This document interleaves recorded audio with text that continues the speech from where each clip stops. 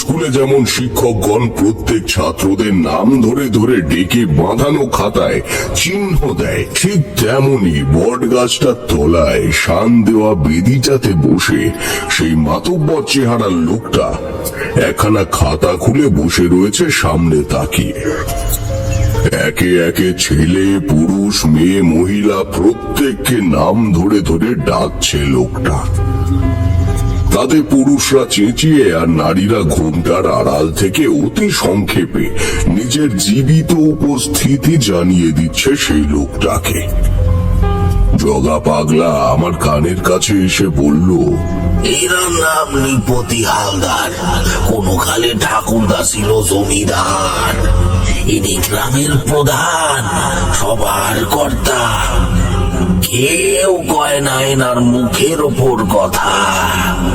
বুঝলাম, গ্রাম প্রধান নৃপতি হালদার এইভাবেই কয়েকজনের নাম ধরে ডাকার পর হাতের খাতাটা বন্ধ করে দিয়ে গলা খাঁকারি দিয়ে বলে উঠল,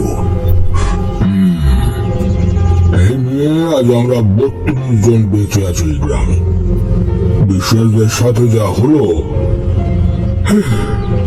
না জানি কবে মানুষকে কোদের ভয় কাটিয়ে আবার আমরা সুস্থ স্বাভাবিক জীবন কাটাতে পারবো। আগে খুব শীঘ্রই, তবে সংখ্যাটা বোধহয় 33 হবে। এই যে এই মানুষটাকে নিয়ে, তাই নয় কি? জগা পাগলার কাঁধে হাত রেখে বলি আমার কথাগুলো।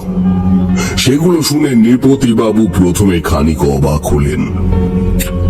লক্ষ্য করলাম তার দৃষ্টি আমার বেশভূষার ওপর।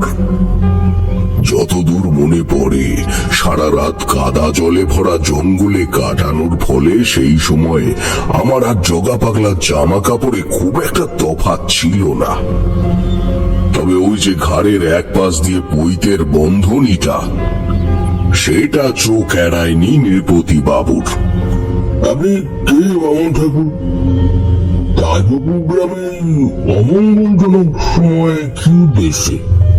অতি সংক্ষেপে আমার তালপুকুর গ্রামে আসার উদ্দেশ্য জানালাম বটতলায় দাঁড়িয়ে থাকা সকলকে।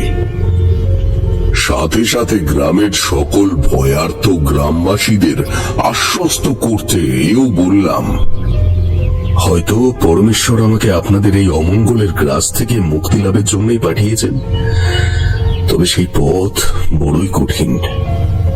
নৃপতি হালদার আমাকে কিছু একটা বলতেই যাচ্ছিল, এমন সময় একটা ছেলে কোত্থেকে দৌড়ে এলো বটতলায়।